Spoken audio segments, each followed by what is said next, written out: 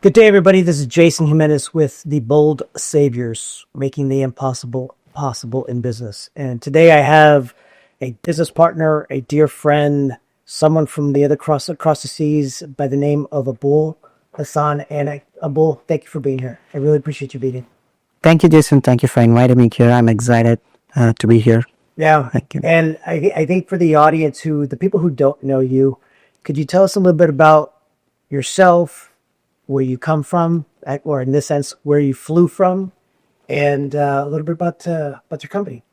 All right. So, yeah, I'm Abul Hassan. I represent a company called Ciranta IT Services. We are established in India. In fact, I flew from India. I'm coming from a city called Chennai. So, people who don't know Chennai, it's basically the city where Sundar Pichai is born and was raised. So, I come from the same city. And we are an IT service company, IT consulting company, and we focus on ERP solutions. So ERP consulting is something that we focus on.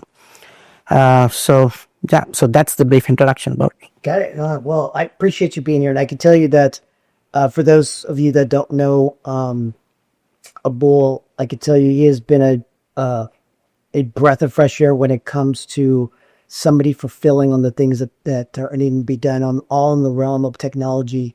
And Abul, you and I actually the way we met was unique, I think. Because I didn't meet you originally. I met actually someone that represented you here in the US. Yeah. And so could you tell me a little bit about, before we get into that story and about, how we met and everything, who would you say that Abul was at 15 years of age? Did you always want to be in IT? In the realm of technology? Is that something that you were looking for? Yeah, you could say that because, I'm an engineer at heart. So that's always I've been, and I would identify even now as an engineer, even though, I've kind of moved myself into the other parts of business, consulting and selling. But I'm an engineer at heart, so that's how. So that's always been my passion to build things. That is imagination, reimagining things.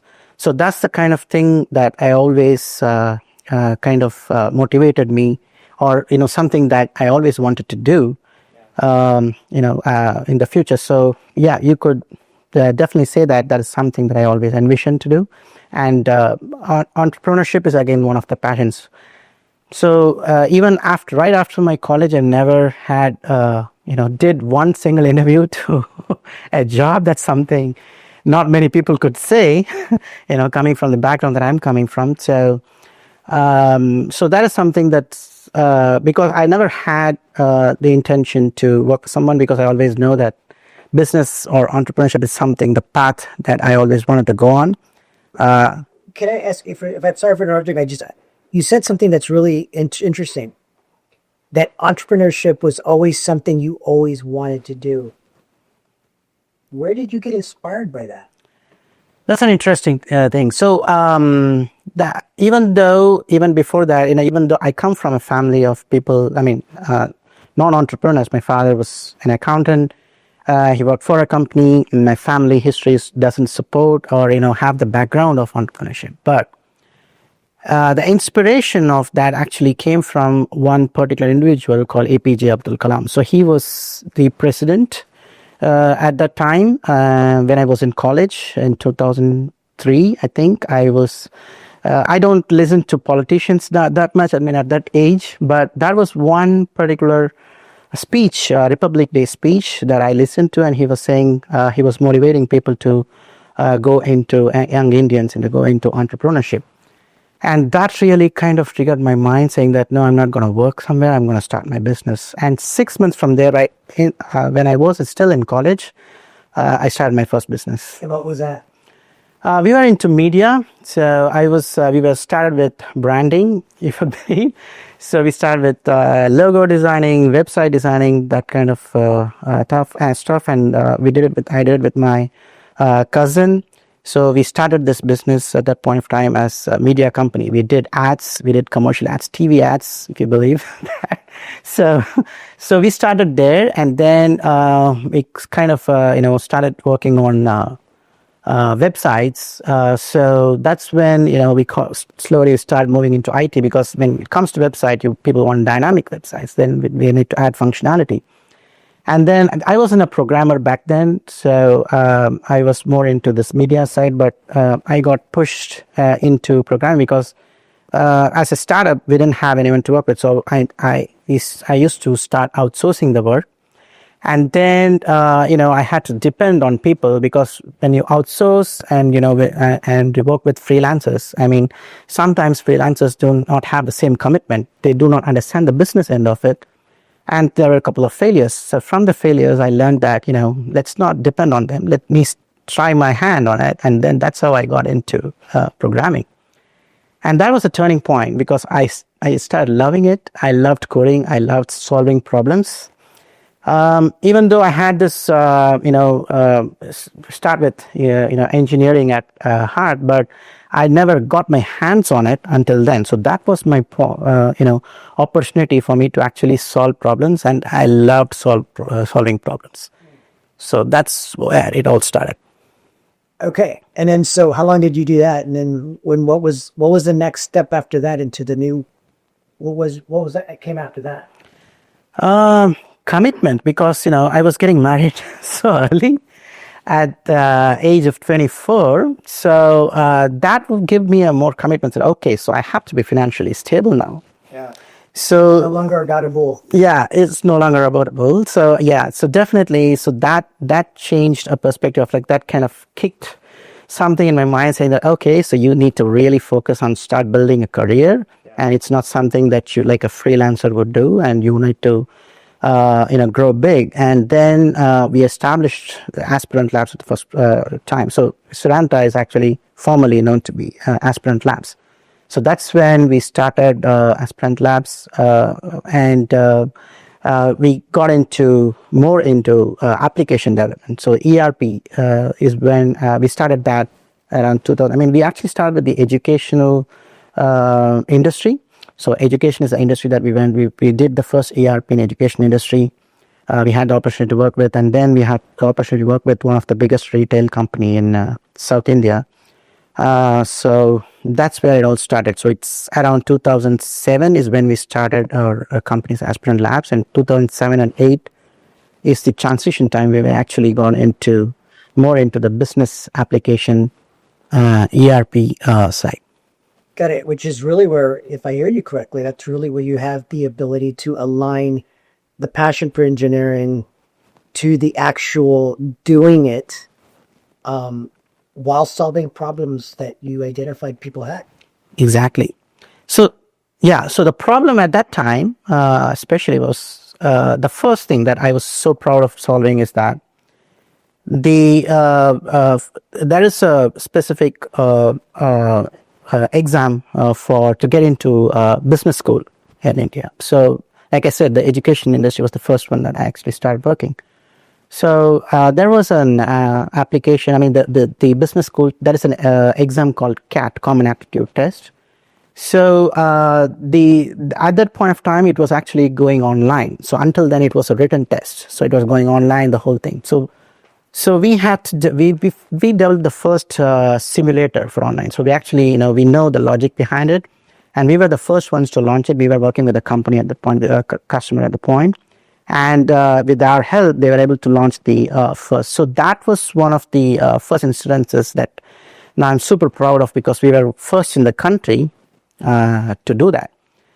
And the next one was the other client, like I said, one of the biggest retail chains. At that point, most of the point of sale applications, right? So the billing applications, they used to be the thick clients. Basically, you need to install as a desktop application in every single customer. But we were the first ones to develop the point of sale application in a web application, as a web application. So we were unique at that point, and also we did it in open source. We did not use any proprietary technology at that point, and we developed it as an open source platform without the license cost and everything. So that was a huge game changer for this. And I mean, like, almost every point of sale application came after that.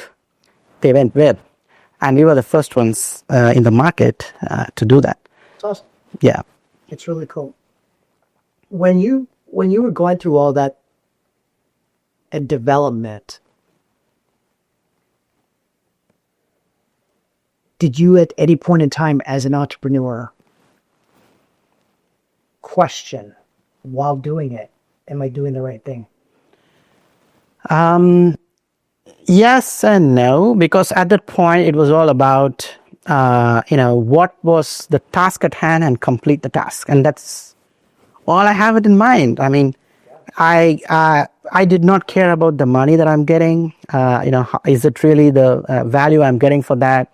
Yeah, because I had the passion towards solving issues and the development itself. So I did not care much about that. I was care about the opportunity that I'm getting to work on it and solving the problems. So that is also a downside to it, because I did not have the infrastructure, or maybe had the background or the supporting background with me who could actually monetize it in a better way. So I did not have that. So yeah, so yes and no. So yes, in a way that I loved getting that opportunity. I was excited and everything. And no, because we could have monetized it in a better way, and we could have grown that in a different way. Because we were first on many things, but that did not translate actually into, materialize into something that as a business or anything like that. But that was a bigger opportunity, and I loved solving these problems, and that was that at all. So yeah. So, but in hindsight, I think that we could have done that in a better way, or we could have made it bigger. So that's a point that I'm still pondering. But of course, those are lessons to be learned, and it's not something that we cannot carry with it. From the past mistakes, I always think that it's just lessons to be learned, and what we can apply in the future, and that's about it. That's all. And so, how did you come up with the name, and why did you decide you and I guess your partner? Why did y'all decide to change the name to Ciranta? There's a background to it. So I was coming from different partnerships. So Aspirant Labs had a different partners, and we were moving out of the partnership and were forging a new partnership. So I thought that was a bit of a difficult moment in my life as well. So having to make those decisions, and so I went through a rediscovering phase. So that's what I would have to say. As an individual, myself, I learned a lot about myself, and I want to do a rediscovery. And I say that I am changing. So I want to do everything physically. Even I changed my hairstyle at the time. So I went through a lot of changes. So I wanted to say that I'm leaving the old me behind and rediscovering myself. So at that point of transition, I want to change everything. So I wanted to rebrand the company as well. So the name itself, the company name is called Ciranta. It actually comes from my native mother tongue, the word Ciranta, which means the best. So it really, it's not like, Ciranta does the best. It actually means that whatever I do, I give the best. So that's the idea behind, the word Ciranta. That's beautiful. And so I want to dive into something that I think that to our listeners, I think that either they've experienced or have yet to experience. We started young in entrepreneurship. You got involved and you created an entity, and then you partnered up with people. And having partners isn't always wonderful. Sometimes it's a very difficult moment. So you have to have very difficult conversation at times. And yet, with the right people, it could be a very beautiful thing. So talk to me a little bit about that. Like, what were some of the things early on, right? In early on part of your journey, what are some of the things that you learned about partnerships, about what was your, like, I have to have this and I'm going to avoid this. What does that look like, Nate? That's a beautiful question. So there are always lessons to be learned from every experiences. So I want to give a bit of a background about this. So I was in a different partnership, and then, like I said, rediscovering it, getting into a new partnerships. So the lessons I would say is that I learned is that there is literally no point in finding fault in others. Literally, there's literally no point. So the only thing that we can do is how we can move forward, how we can fix ourselves. So I would say look inside, and then not look outside for solutions. Look inside for solutions. So that's what I did. It actually came from the advice. Actually, it actually came from my mom. So that was interesting because we were talking about something else, and she actually made a comment which actually kind of helped me during my rediscovery phase, and it taught me to actually look into myself in solving the problems. Then starting to point out things that okay, this could have been done. He could be better. All right. So it's like, okay, what can I do to make my life better? So the actual comment was related to my son. So my son and myself were completely different person in the sense, she said this, that I always want to be on top. I mean, in terms of when in school, in college, I always wanted to be on the top, and I always wanted to be recognized. I always wanted to be like, if there is a race, I want to be on the top. So that's my mentality. My mom knows that. But my son is not like that. He's laid back. He's completely different. She said that both are, it's just personality. There is nothing wrong in you want to be always on the top and being laid back. Those are two different personalities. And you have to accept that. And that actually gave me a lot of perspective in what I was seeking. So what I was seeking from my partners is myself. That's not possible. Not everybody can be myself. So I was expecting that. I did not realize that they have their own personality and they have a way of doing things. And that's not something that works out with me. So I have to say that, okay, should I be in this partnership? Because the personality does not match. It's not like I cannot keep being in the partnership and I cannot keep complaining that this partnership is not working. So that actually gave a lot of perspective, and I say that, okay, this doesn't work for me, so I need to move. So for that, okay, I need to do this. I need to find a partner that actually, resonates with my frequency, right? So that's what I did. So I found that's a difficult choice, because especially, I don't know how long was that partnership?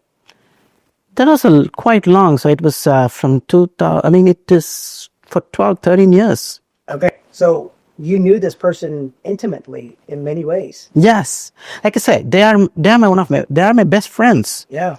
So best friends doesn't necessarily make best partners. Agreed.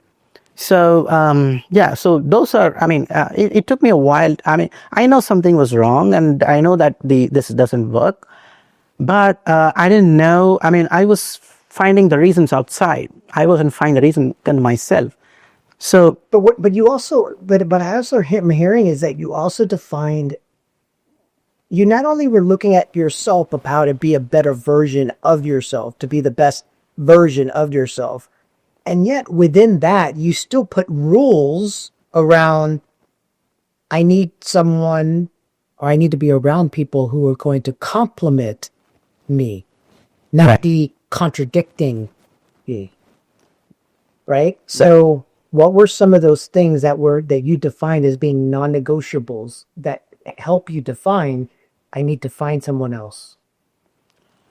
It's a good question, but I wouldn't say that it's about non-negotiables or something. Yeah. So basically it's about, what my capability and what my limitation is, and what the other person could, help me complement that, help me negate that limitation that I have, and be able to take that forward, right? Okay, so then you're saying is that you basically identified what were you were limited on, or what you perceived that you were very limited in, and you then search for that.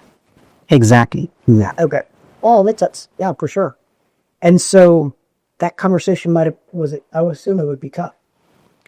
It was quite tough. So at a point, it actually threatened personal relationships. To be honest, because I'm a sucker for that. I don't want to give up on relationships and for the sake of business. So I'm not that person. So it was difficult at a time, and then I think I was able to communicate in a way that what I was seeing, that this doesn't work, doesn't mean that we don't have to be having a bad relationship. So I wasn't able to do that, and I'm in a super happy place right now that everybody understood, and everybody was able to get to the point that yes, this doesn't work, and yes, and it's actually a good thing that we moved on. So when you moved on to your new business, to your new company, and you rebranded, and you determined that these individuals were going to be the people you partnered with, what kind of conversations did you have before you? Because you pitched them the idea, right? Yeah. You said, "Hey, I'm thinking about doing this. I want to do this. Would you consider coming in and partner with me?" What did that look like? So this actually goes way back. It's not like it happened at the moment that I came out of this partnership in Ciranta. Like a Rediscovering this. So it is basically like this. I always wanted to be partner with this person. I was trying to bring this person into this partnership. So I'm talking about my current partner, Selva. So I was trying to bring that person, but he was not. I was not able to do that because the existing ones won't agree. And at some point, when we realized that the existing one didn't work, so we have to move on.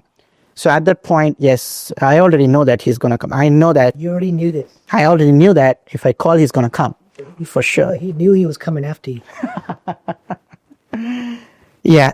But I'm going to pause for a second because I think that's a very, very true thing that I don't think people really realize. Sometimes people come in our lives that we don't realize that they were put there for a reason. And if we identify how could we find ways to do something beautiful and great and powerful, it's there. And I think from an entrepreneur perspective, I think that visionaries, if not people that have the ability to identify characteristics of people, you're like, okay, yeah, I read this. Yeah. So that's another example for that. You. To be honest. So, when you are an entrepreneur, and especially coming from where I'm from, people take sometimes advantage of you in the sense I've been told I've been given promises so many times that you do this for me at this thing, then I'll help you doing this stuff, right? So I was at a point, when I was doing this discovery phase and I was moving on to the new partner, we were kind of saying that, if somebody comes and say that, no, we're not going to do that. And we are going to stick to, okay, it's about, we have to build this. And when you came in and you did the same exact thing, just think about what would have, gone through our mind. It was like, okay, so he's going to use us. But the thing is that it was not that. As soon as you, had the first conversation, you and me, I know that this is not the same kind of promise that I had earlier. Yeah. This is going to be different. Yeah. So, in a way that what you say is absolutely right.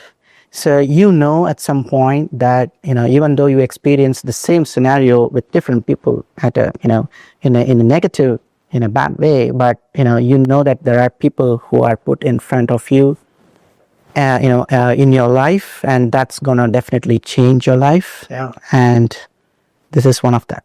Yeah. Well, I mean, the world to me, and I appreciate that. And it's interesting because we met because your business has always focused on clients that were in India, Europe, and the UAE. Yeah, Dubai. And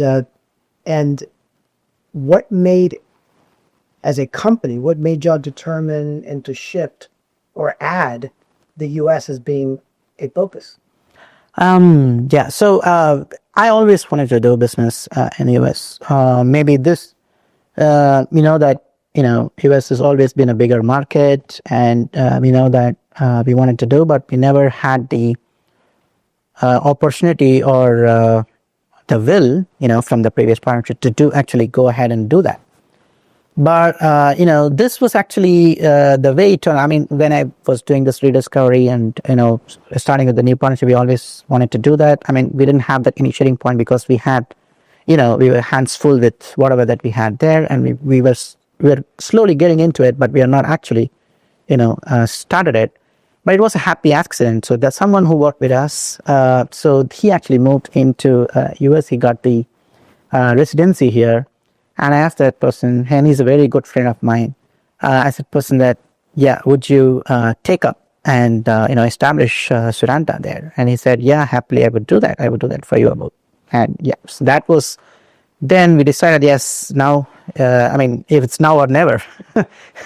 So that was the kind of situation. So it's basically, then, then this established our, INC. We started as a delivery company. We immediately registered, went ahead and registered, and then that's the background of the whole story. And then I know he met you, and then and there's because I think when we met on Zoom, obviously, the first time, and it was just I still remember the exact sequence of events that led to it, because that was one of the pivotal moments in my life, and where I spoke, and what I spoke, and and the whole thing. Exactly how I sat in the chair and spoke with. I remember I'm not someone who actually, have a great memory of remembering these things, but you say that there are some pivotal moments that is imprinted in your memory. I remember every single detail of that first meeting that I had with you. Because it was changing. That was the pivotal moment, because the network that what I have right now, there are people here in Houston who would welcome me, who would come with me, have a drink with me, take me to lunch, take me to NASA so those, I have such a great relationship here, and I have built a huge network here and friends here. So everything started with that meeting. That changed everything. And you took the leap. Yes. Because at the end of the day, to your point, it's like you had nothing to lose, but yet you had everything to lose based on past experience. That's right. Yeah, that's beautifully put again.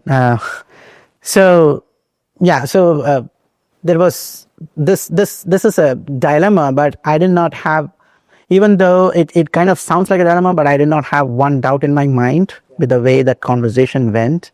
And every word that was said there was not something just for the sake of something to getting things done. It was actually intentional. So that actually changed my perspective, and I took the lead. And the rest is history. Yep. And so you're now actively in the U.S. You've been growing. You've been acquiring new business and the clients. You've expanded your network, and within that network, you've also had some complexities and some moments of just like any entrepreneur. And if you recall one of those moments of just being a really tough moment in your entrepreneurship, what was the biggest lesson that you learned? So the biggest lesson, I think I kind of said that already. So the biggest lesson is, not to linger on the past, right? It's only you have to take lessons from the past and just, move forward. There's no point of, and that's one. Another one, one of my beautiful friends taught me that if something hurts your business, think your business as your baby, and something hurts that baby, take that out. So that was a very powerful statement coming from the person. It's you again. So I still remember that call that I did to you and during that difficult time. And that actually changed a lot of perspective as well, like, what I should be. I mean, that was the lesson. That was one of the greatest lessons that I could hear. I mean, even though subconsciously we already know that, it's something when you hear those exact words and that actually changes your perspective at that point of time. We're talking about a moment of like making sure that you have the right people in your life. And I find that at times, no matter what people go through, they still don't have the right people in their life. And they wonder why things are not working. Right. They wonder why things aren't moving forward. What would you tell someone if they were sitting in front of you today that my life isn't moving forward? My life isn't, I'm working to build my company. I'm working to expand my product, but it's not going anywhere. What would you tell them? Thank you for asking this question because I actually wanted to say this. So, because, yeah, thank you. So, this is something that I wanted to say, or to my, two things. So one is, do not be stagnant. Stagnant water stinks. Don't be that. Move. Always move. Take the next step. If you fail, it's fine. Move ahead. Take the other next step. So I firmly believe that if you take the first step, the universe is going to take another step towards you and actually, get the thing. So people talk about luck or, opportunity or whatever. But if without you taking the first step, that's not going to happen. Yeah. So, holding back and, taking holding back and taking time to take your decisions, that's not going to take you anywhere. Even if you take the bad decision, you know that it's a bad decision, and then you can actually move on to the next one. Yeah. Don't be stuck. Yeah. Get unstuck. That's a life lesson, because I think that if people were to realize and understand that the person on the other side is also waiting for you to know, and no one isn't moving. Yeah. And to your point is, be the first to lead. Exactly. Exactly. That will change the world. And about the second question that you asked about having the right people. So if you're not, removing the people that you cannot work with from your life or your business, you're not just doing injustice to you, you're doing injustice to them, because you are not allowing them to grow by keeping them with you just because you don't want to hurt the feelings or that small friction that's going to happen during that small period of break. So you don't want to go through that pain instead of that you are ready for a lifelong of pain. Yeah. Which doesn't make any sense. Yeah. Rip the Band-Aid off, get on with it. Easy to say. Difficult to practice. It is. But I'm happy that I did that, and I'm happy now. So I'm an example. Yeah. And yet you had to get the right people to basically be open to that. Yes. And I think that's the part that I think that I'm getting from your journey and your story is that I don't have to know everything. I don't have to do it alone. I get to choose who's in my life. Yeah. And I'm not perfect. As long as I don't repeat what I did before. Exactly. I get to move forward.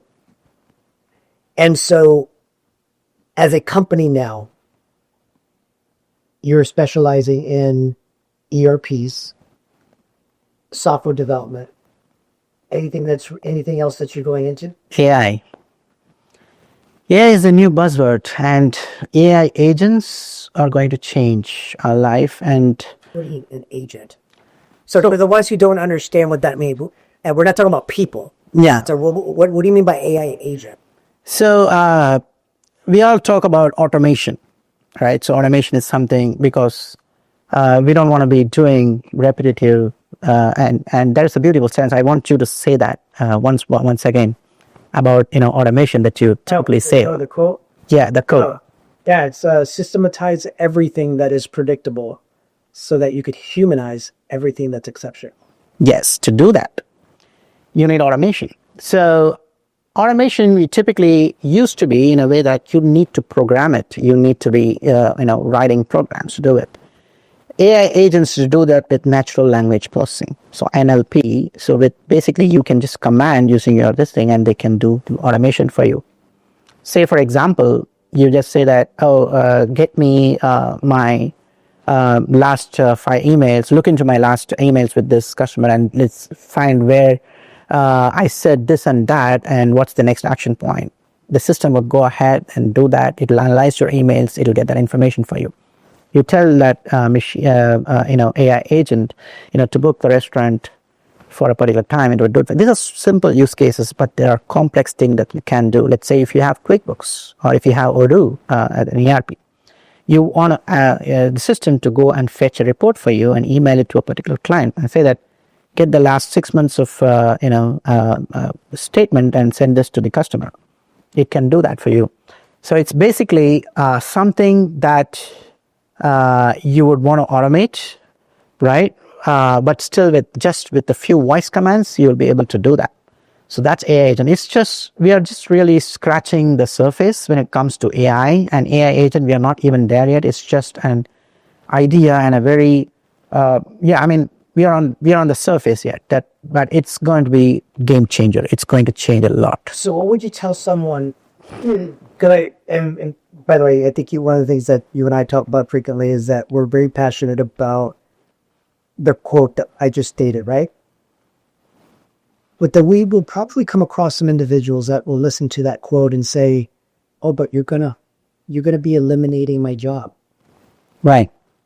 and you're gonna take away job growth, and what are we gonna do then?" What do you tell someone who's scared that AI is going to be replacing certain roles and positions? No, this has always been the case with any new technology that comes in. When you had machines, people said, "Oh, the machine's going to replace my job." And when you had tractors, you said, "Oh, no, it's going to." So any new technology that comes in, even both rudimentary, that we always had that question saying that, okay, this technology is going to take away jobs. If we haven't done the automation, then we would have been doing a lot of manual work in industries, right? We see robots doing all the work most of the times in industries. So that's always been the case. So I think that humans are not, as human beings, we evolve, we learn, and we adapt, and we grow. So that's what we do. And these things that, if we let people do mundane things, and people doing those things, and I think this when the automation comes in, right, and people adapt and grow and actually things that are really going to be beneficial for everyone. So I don't think this is going to, this particular instance, like AI automation is going to do that, but I think this is going to create more opportunities for us because we need more people in AI than ever. So it's actually creating more opportunities than it actually replaces, and actually it pushes us to evolve and to adapt to the whatever latest trend that we have right now. So I don't think that statement is true at all, because in that case we would have been stuck in the past. Yeah, because I think if people just were to realize that wagons were created, and then you had tractors, and then tractors into these vehicles, and no different than the horse buggy. Yeah, right. Exactly. And there was always something new, but we as humans are just defined as survivors. Exactly. We will adapt. Exactly. Sometimes we need someone or something to force us to change. Exactly. Right. And I think that's important. I think because even the quote as I look at it and try to break it every day, the first part of that quote is all designed around being able to understand that if you focus in the areas of where there's repetition, it is, I think, your human right to be able to actually identify where technology can replace it. Yeah. Not to eliminate jobs. Exactly. It is to be able to be more intentional with what I do with my time. Exactly. And I think that if people look at it and understand it from that perspective, what they'll realize is that I have a better quality life. Absolutely. Because to your point, if I hear you and I totally agree, is that the AI agents are gonna allow me as a person, as a professional, as an individual, to really be where I need to be, so that if it's with my wife, it's with my kids, it's with my friends, it's with my vacation time, I get to do it. Exactly. It's still scared. Because there's so much of we're experiencing right now in the US. Right. Right? We're now building rockets that can land again back in its portal. Right. Right? We are creating technologies that are, let's put it this way. I don't think people realize the billions and billions of dollars that people are actually investing in technology to replace, I wouldn't say the human. It's to be more effective and efficient. Exactly. But this technology, if I hear you correctly, has to be built by someone. That's right. Has to be created by someone. Which if I'm hearing you correctly, what you're saying is, if your children have any direction of opportunity, dive into cybersecurity, dive into AI technology and innovation so that they could be the new generation of that. Absolutely. Absolutely. So, like I said, so this would actually going to create more opportunities, but of course, on a better scale, in the sense, we are actually, nudging people into, the technology is nudging people to be adapting to, better conditions, or, in some words to put, to adapt and grow, right? Instead of, being stuck in the back. Human beings are resilient. So when you are, as humans, we are resilient, right? We don't want to stuck back. We're going to hold back. So basically, if something pushes you, I said, okay, enough is enough. And I want to grow. So that's what I believe. I want to live. Yeah, exactly. So that's what happens. When more automation comes in, you start upskilling yourself. Yeah. So that, you get into the next tier and you actually improve your life. Yeah. Right. And these are opportunities, the opportunities that you mentioned in AI or robotics or cybersecurity and that kind of stuff. It actually, like when you have skill to that, so that actually are better paying, right, compared to what you've been doing before. Obviously, you are, improving your life. Yeah. And so, real quick on something that you touched base on, ERPs. You and your business have focused heavily on embracing Odoo, which, if you wouldn't mind sharing with the audience, because it's not based out of the US, it was actually created abroad on the other side of the world in Europe. Yeah. It's a European company that is now seems to be coming into the US market. And we obviously use it in our organization. Why did you choose Odoo? And what is it so different, and why is it so unique compared to the Zohos and the HubSpots of the world? Why is this? Yeah. So the first thing is that I love the vision of the company, right? So they want to keep it open, so that it's primarily open source, and you can use it however you want.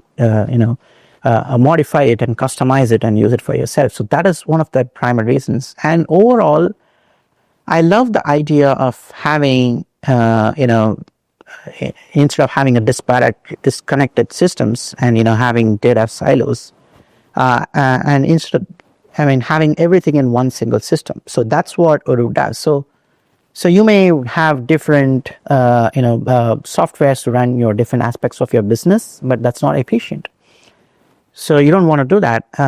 When as a solopreneur or as a SME, so typically what we do is we actually companies, what they do is for CRM, let's say that, okay, so I know the best software in the CRM, and for project management, okay, I want to go with the best product in the project management. But do these systems talk to each other? No, you may have the best of these pick, But if what's the point of having best softwares in each department if they don't talk to each other, and you may have to spend more time in actually getting the data talk to each other. So, but instead, just think about having one software to have all of that in one single platform, but and not having to learn each a different software, and just learning one software, how much time that you would save. And the data, when it flows from one software to, or in within one software, it's called module, right? So one app or one module to another, which is seamless, and you're not doing anything about it. And another thing is that you're not paying for 10 softwares, just paying for one. And there is a commercial and aspect of it as well. So and I love the user interface as well. So the reason why we adopted, because we adopted Odoo 12 years back. So Odoo was not so evolved back then, but still, we went with so many softwares that we analyzed, saying that, okay, this is something we want to adapt as an ERP, because we used to be developing ERP systems. We are a dev shop. Basically, we create ERP. So we have done that so in the past. So we adopted and thought that, okay, we want to work with Odoo is because of its, clean and modern user interface. Yeah. So that was really attractive for me, because that's something that I love. Because if you want to work on a desk, I want the desk to be clean and tidy. The same thing I vision because if I'm going to work on a software that on a daily basis, I want the UI to be friendly. I want it to be, the user experience matters a lot to me. So the user experience is what drove me initially towards Odoo, but then I started loving everything about what Odoo does, their vision, their openness, and especially their pricing. So what would you say to someone who currently uses, and the only real big, I guess US based competitor that I know of would be Zoho. Is there another one? Yeah, NetSuite is one. So what would you tell someone who is utilizing NetSuite or Zoho? And I've had Zoho before, and I will tell you, their service, the product is fine, but it was like a black hole. And I never used everything. Right. And yet I didn't feel like I didn't know what I didn't know. Okay. So what would you tell to someone who uses other platforms of why they would need to consider Odoo? No, yeah, especially that the learning curve, right? So you don't have to be a software engineer or anything to actually start using Odoo. You need to know your business. If you know your business and what you're going to do, then you'll be able to adapt Odoo. So that's what I would say. Because it's the UI is so dumbed down, and so the user experience so good that you don't need to have a big learning curve to adapt Odoo into your business. So that is one of the greatest things. And apart from that, you're not so when you have other systems like Zoho or NetSuite, may be even more advanced in terms of functionality than what it does. But are you really using all those functionality? So you need to understand what your company needs, and does it. That's what I said about having the best of all the systems. Even though if you subscribe to the best of all the systems, how much percentage of the functionality that is there is you're actually using? Yeah. But I would say that go for a system, or in this case Odoo, which gives you those functionality that you use on a daily basis, and if you have the opportunity to scale it when the business grows. That's all the two things that you need to see, right? Does it support what I do right now, and does it scale when I scale my business? Yeah. So if that answers the question, then it's time to switch. How long does the process take from saying, yes, I'm interested in implementing Odoo, to rolling out and actively using the system? Right. So that depends on the organization level and the number of modules that they're going to be implementing. So, it could be anywhere between 3 to 4 weeks to 6 to 8 months, depending on the size of the company. Yeah. So if it's a very big company, very big organization with a lot of stakeholders and different departments, and, it also depends on where they are coming from.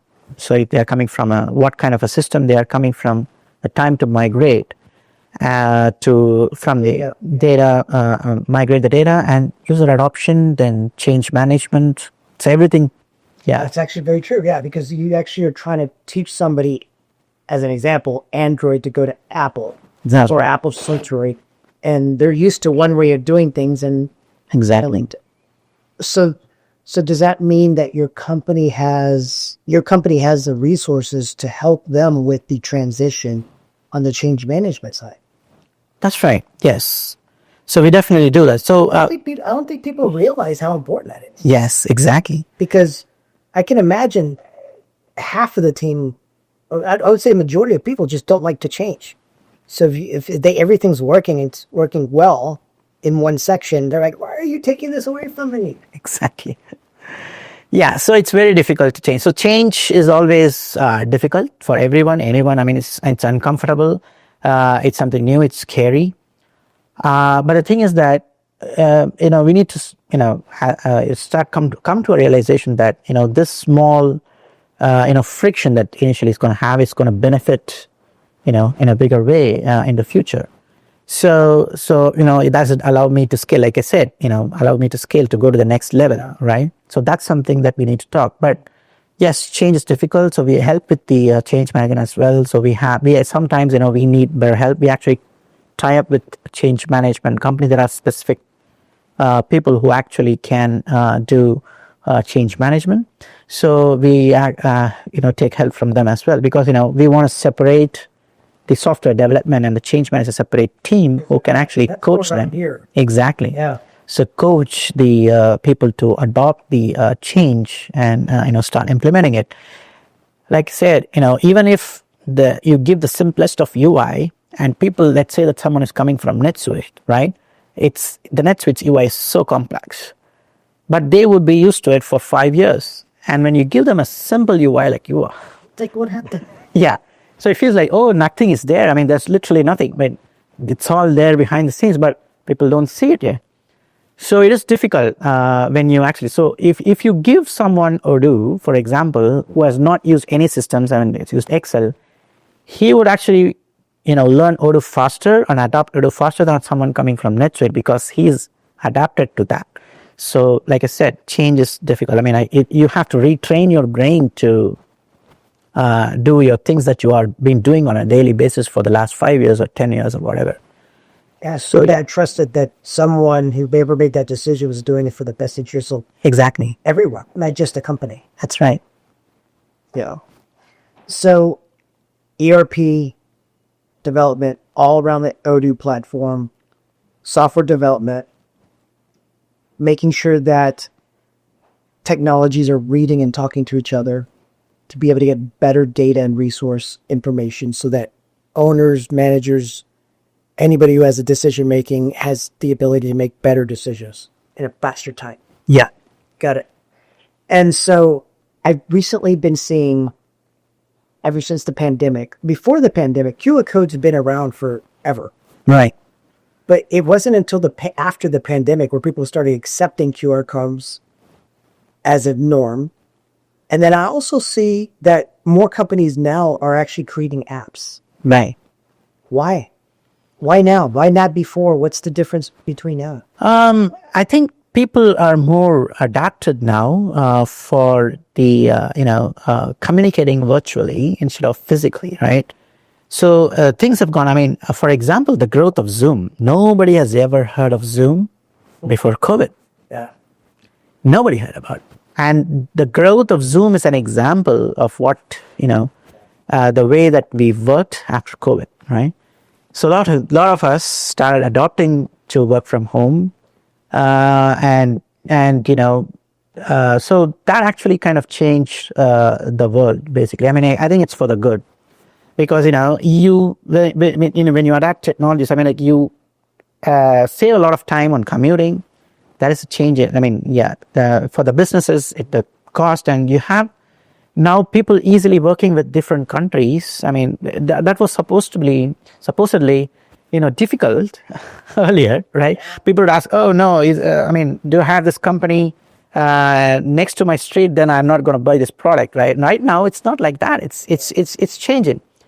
So it actually gives up more opportunities globally. Things have actually changed, and I think the economics itself is being completely changed, and this all of this requires technology for able to people, and that's where the apps come from. So apps are basically pieces of technology that helps you connect, collaborate, and work together, even if you are remote. So I think that's where, that's how COVID changed the technology landscape. I can agree with you. I think that as COVID, as evil and dark and sad as COVID was to many people, I also think that there was a lot of beauty in it that had come out of it. And I think one of them specifically, I'll actually name two. I'll start with the personal life. I think that in my experience, that during COVID, if I asked my children, to have an 18-year-old, a 14 and an 8-year-old, and if I asked my children probably 10 years from now, or somebody asked them, say, during COVID, what was your experience? I will tell you that I believe my kids will tell me that I got to see my mom and dad more. I got to experience things that I didn't realize that my mom and dad did. I got to experience Texas because we drove a lot. They didn't have school. They were doing it online. I had a different experience. Now, granted, all of that is true in the same experience I had. And yet, I also had to readapt the way that I did business, the way I communicated, the way that I received things. I had to embrace technology more than I ever had to. Zoom being one of them. Yeah. And I think one of the things that came out of that was by embracing technology in the good. Forget the bad, to your point. Leave the bad aside. It's not important, put it aside. But with Zoom, or the Zoom technology, it has taught me to be a better listener. It has taught me to be more intentional on what I say, because I actually have to, I feel like it, whether it's true or not, I feel like I have to be more clear on what I tell someone over Zoom rather than in person. Yeah. Because you're now having to replace technology in between the image that you see of the other person. Absolutely. And I don't think people really acknowledge that enough, because I actually attribute I've become a better person because of it.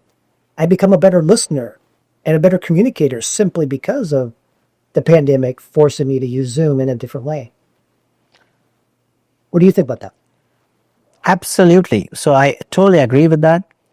And that's one aspect. Another positive side I actually see about it that you already mentioned, people appreciating the beauty of life itself. That perspective has changed. People want to, let's say, for example, people now work from Thailand, from Dubai. They just travel somewhere and work from there. That was not there. That opportunity was not there before, because you have to go to office. People travel.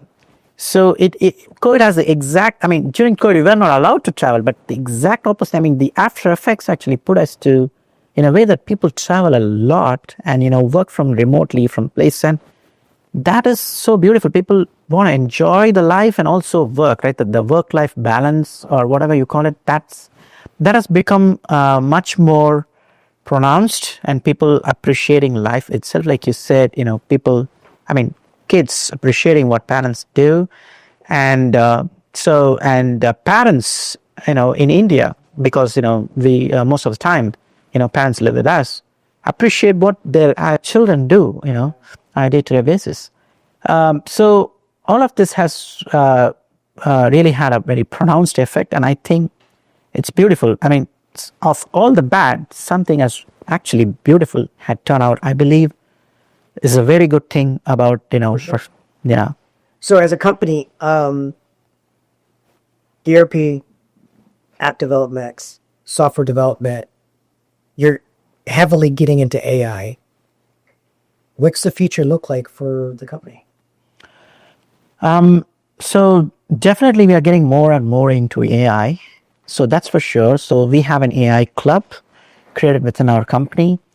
And we are having everyone, even though they are in different technology, because we have people in different technology, mobile technology, AI, ERP, and custom development. So we are giving the opportunity to for everyone to be part of the club, AI club, so they can adopt, they can learn, and they can also start contributing towards that. So I believe that's going to give a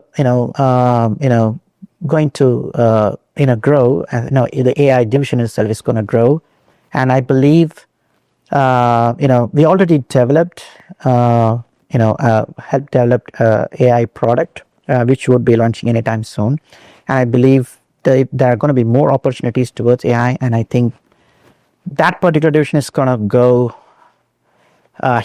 grow huge, and I believe we are going to have a very good impact in terms of developing AI products that's going to help people in society in general. So we are already on path towards that. We are developing products and also extending AI services as a services for existing businesses to adapt AI even within ERP, even business intelligence space. So using natural language and the way people interact with software. So that's changing, and we all want to be one of the pioneers of that. We are already on paths towards that. And so I've had some recent inquiries with certain individuals that I've seen in the news where there's a little bit of fear about AI. There's a little bit of fear because either one or two things. There's a lot of people investing in it right now. Mm-hmm. There's an AI tool for almost everything now.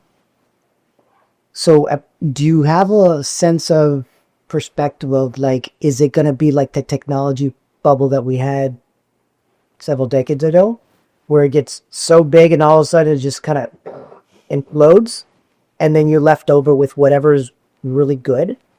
What's your perspective of that? Because there's a lot of things happening. Yeah, so I need to say that because there is a new model, LLM, large language models coming out almost every single day.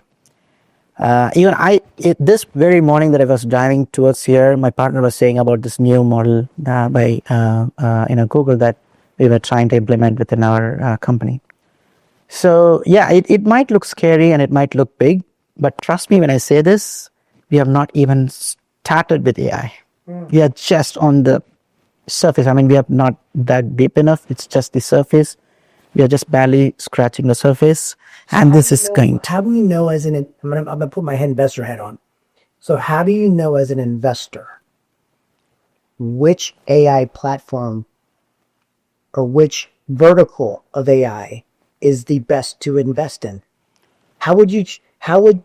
If I have the interest of investing in one, which one do I choose? So there are two aspects of it. One is people who actually develop the AI technology itself, okay, and who develop services around using these technologies to build services around it. Okay. And there is a third kind, which is just a wrapper with an existing AI that's around. You don't invest in the third one because anybody can replace it.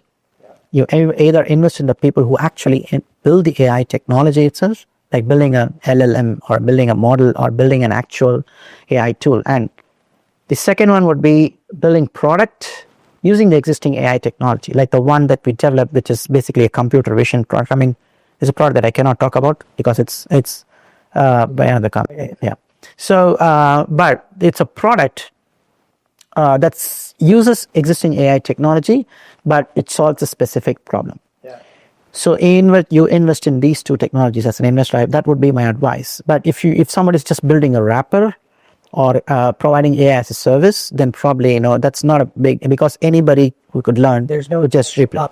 There's no intellectual property. Yeah. That's absolutely right. Yeah. Okay. Totally get that. Yeah. So then it's a matter of being able to ask the right questions. Are you the designer of developer of the AI?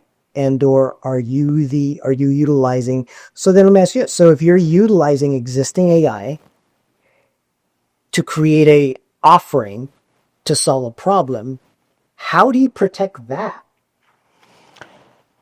Yeah. So let's talk about AI as a, as a framework that solves it, because, AI is like a, how do I put it? So basically AI is like a, it's just an intelligence. It's just whatever input you give, it's going to give some output, and that's about it.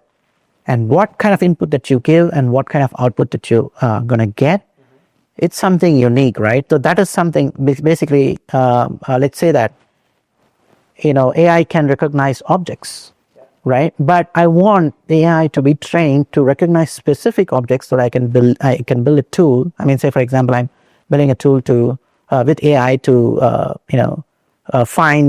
discover cancerous cells, right? For example, in the body, by just analyzing the cancerous cells, actually can do that, and people have built technology on that. But they are not building the model itself, the language model or the LLMs or the AI itself could be something else. I mean, somebody's actually built the AI technology, but they are building a service on top of it just to find the cancerous cells. So which is unique, because not it's an idea, and you still have to program it, and you still have to train. You are providing the data to train that model to actually be able to understand. So AI is just a brain. So what you are feeding into the brain, that is still your intellectual property. Yeah. So what I'm hearing from this is, okay, identify if you're looking at investing into a AI entity or a company that provides that service, then one is, what problem and issue are they solving? Exactly. Because if it's significantly big enough in the market share, then you can back into it is, are you developing it or are you Wrapping. Yeah. And then that would give you some perspective. Because the rest of it is just a matter of the leadership team be able, can they do the job they say they could be? Exactly. Okay, awesome. So you have gifted me the ability to work with you and partner with you into a company that we both own, and that is Landing Big Wells. And you are the architect, you are the designer, you are the scientist behind the technology of everything that we are as a organization. Could you share a little bit with the audience about Landing Big Wells from your perspective? First of all, why did you say yes? Secondly, what have you learned from when you first started the implementing technology and where we are now? Let's start with that. Why'd you say yes, and where'd you start, and where are we at today? Right. So landing big whales. So I said yes because I believe in people. As much as I love technology. I believe in people. I believe in people when they say those words, and when it is intentional. I know that that's definitely going to help me and as well as help others, right? So we know the intention behind those words, and I found that intention, and that's the reason I said yes. So landing big whales, when I came in, and again, I would attribute whatever network that I have to you and the landing big whales network, so which helped me establish a business in US. So when I came into landing big whales, the technology platform, even though there were a lot of subscriptions done with different platforms, nobody was using it. Mm-hmm. No, that's because it's all the same issue. It's all disconnected systems. They are not talking to each other. It's not. You can have the best technology that you have, but if it's not implemented correctly, then it's not going to be used. Then the purpose of the technology. I mean, you cannot blame the technology. It's basically the implementation. So people have to adapt it. So that's where it was lacking. So we started with Odoo as a backend system. So we initially did the basic stuff like accounting, project management, and the CRM. We started them there. And then we slowly built everything that is required to run our, meeting. So because we started as just an online B2B networking community, we transitioned ourselves now to the human visitor engine. The transition happened in the back end itself, in the technology space itself, right? So we started that. We started facilitating the networking and everything. Now we are transitioning towards automating the whole thing. We are transitioning towards, even today, we had this talk about how to automate, how to help people do better networking, how to help people, basically get the next job from. Basically, they don't need to do that. They don't even do that. They just have to be part of the network, and they do what they do best. They just have to explain people what they do best, and the technology would take care of the next. It would work for you. It would help you to, connect with people. It would nudge you to do the next thing that you need to do to get this thing. So that's where we are at. So we will be going towards that. So that, I believe, would be the future of landing big whales. And I think it's the best direction. And we are going to use, again, AI to power that. So to power our, the engine, the spider web effect, which is going to be. Yeah. Yeah. Yeah, for sure. I'm going to do some little quick fire, rapid fire. So I'm going to ask you some questions. And in those questions, just the first thing that pops up in your head. Okay. So if your best friend was here, sitting across from you, what would he say? Who is a bull? I think it would depend on who you ask. So you have the angel or the devil. Okay, so which one? Which best friend do you want to talk to? Who do you want to channel? So who's the bull? So I think, my best friend, if he's around, I think he would say that I'm a good engineer, probably. So I think that's the best way to anybody to explain me. I believe so. I think that's what I believe he would say. Yeah. Right. So that's what I've always been hard and solve issues. So people do I've seen people come to me with problems, and whenever they are stuck with something in technology, they're stuck. They always, my friends especially, they come to me and ask me about how do I do that. So I think that would be the first thing that would start their mind. When you said that, the first thing that comes to mind is that somebody's giving you a problem, and they're like Tony Stark's, where you're like, look up the image, and they'll start disassembling like a puzzle, and then you'll put in, you're like, oh yeah, you throw that away, and then put it back, and then you like, okay, here's your solution. That's it. Okay, got it. What would you want people to know you as? Like, what do you do? If somebody says, here's what a bull does, what would you say? I always wanted to be remembered, or in the future, as a mentor. So that's what I wanted to do, always. So I want to be, so people come with ideas. There are a lot of, no shortage of ideas and talent in the world. So everybody has that. But, bringing that to market and bringing that to fruition, you have a lot of steps to cross. So I always wanted to help people to cross those steps and get to the next. So that's something that I wanted to do. You recall the first person who was your mentor?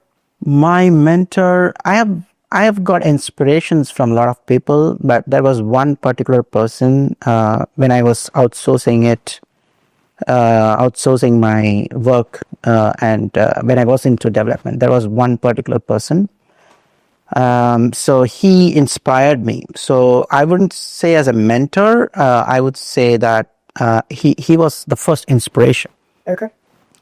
You're actually bringing up something I think that is very critical and important. One of the people that are very influential in my life shared with me, and I think it is along what you just said.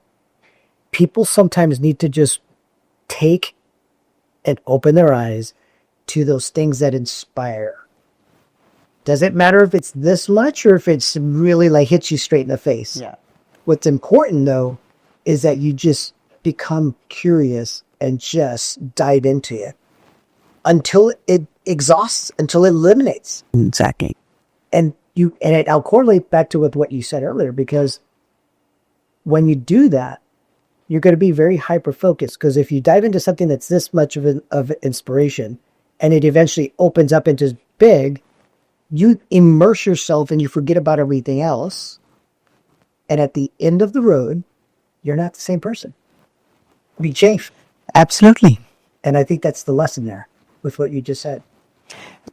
That was actually that particular person. I mean, I am here as an identifying myself as an engineer, and from the technology. Even though I love technology, I never actually got into it. For that person, I mean, he actually encouraged me to get into it. I mean, yeah. So, and he was not. I mean, he came into my life because as an I was outsourcing it. He was one of those people who worked on the he gave me this, like, if I can do it, my friends can do it, you can do it. And that was like, yeah. So then I start saying that to myself. So he can do it, and his friends can do it. I can do it. Yeah. So that perspective, and that changed my life forever. So we're not going to be here forever. We're not immortal. At least yet, I think. Yeah. When you pass and you have a tombstone, what would you want it to say? That Abul, what was that? What's that statement? What's that word that, like, when somebody looks at your name and says, hey, this is who he is? To be honest, I don't want to say anything. I want to say nothing. I would say that, so I'm much into philosophy. I believe that, from my perspective, my life is all about everything about me being there. If I'm present, when I'm not there going to be experiencing that anyway. It doesn't matter, to me at least. Yeah, totally get that. So what does it say? It doesn't matter. So nothing. It doesn't matter because I'm dead anyway. Got it. So then let me ask you a different question. What do you want to be remembered as? What do you want to leave behind? Yeah. So What do you want your children to remember you as? like I said, if I had at least inspired, one business being a mentor, and they made it, Okay. then I say that my purpose in my life, this world will be complete. Okay, totally get that. You know this last question, and we talk about it frequently, but sorry, and yet 12 months from now, it's tomorrow. It's the future. What did you accomplish? Where are you at right now in 12 months from? So we all talk about AI, and we have thought a lot of those initiatives. And I would say that at least we have several initiatives going on in the product. I'd say at least we already have at 3 of these applications have gone live, and we have got subscriptions. One of them is already live, but we are looking for the first subscription. We're closing in on that. And I want 2 others to have gone live, and we have subscriptions. So because although we love being a service company, I always wanted to have products. We want to be identified at some point as a product company, and we already on the path, and we already have 1 product launched and everything. So I want to have 2 more products that we have as an idea right now, and we start working on it to come to life. So 12 months now, I envision that we have that. Wonderful. Well, Abul, I appreciate you being here to me quickly today. We had a great time. Learned some things from you that I didn't before, so I very appreciate it. Thank you for having me here. I enjoyed it. Thank you.